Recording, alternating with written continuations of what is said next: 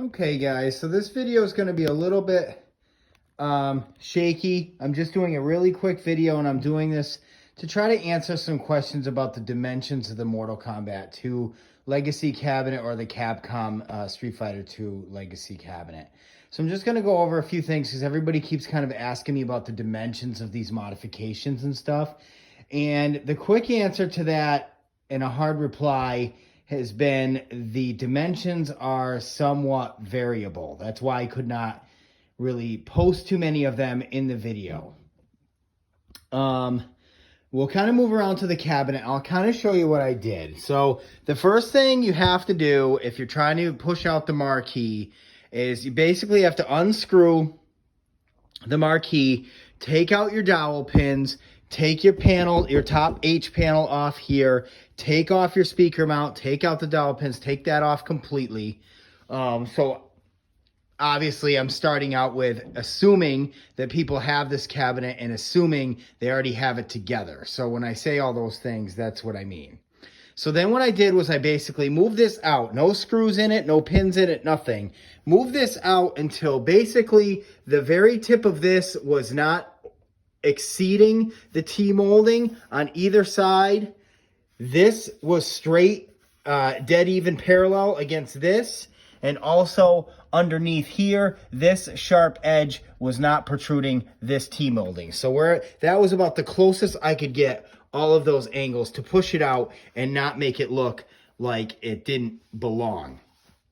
With that being said, pushed it out, and I put a big bar clamp across the center of this thing to kind of hold it in place, which I explained in my previous video.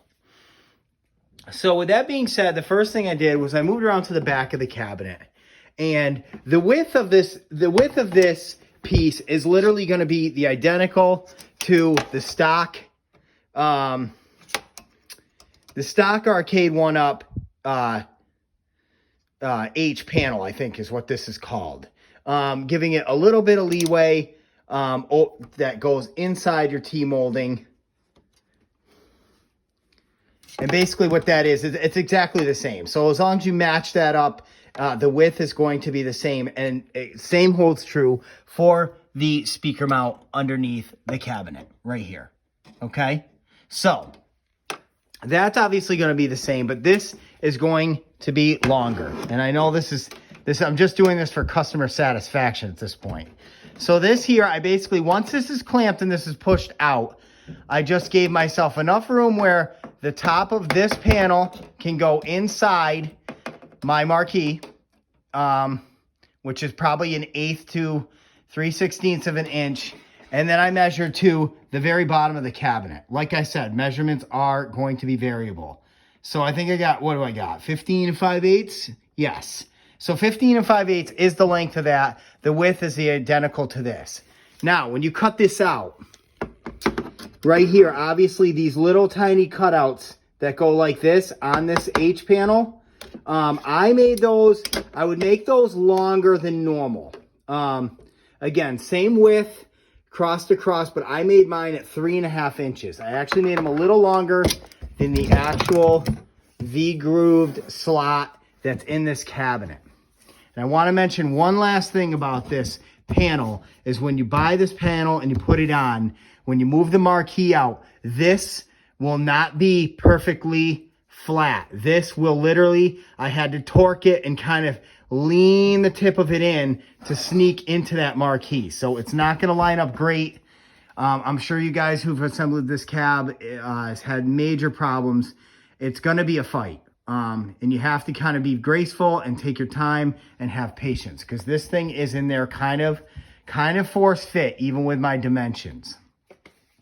All right, moving on to the speaker mount. The speaker mount, I don't even remember what the dimensions were, but this is my speaker mount. And basically what I did was I just took the stock length and kept it the same.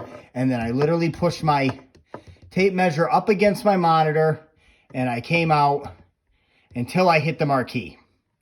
And whatever that dimension is, that's what it is. So I want to say, if I had to guess what it was, I want to say 6 1/8, give or take. And you want the length of your speaker mount to be on top of this plexiglass shroud, so it's sitting down on top of this. So whatever that measurement is, you kind of have to do it. The best way to measure it obviously is after you move this out.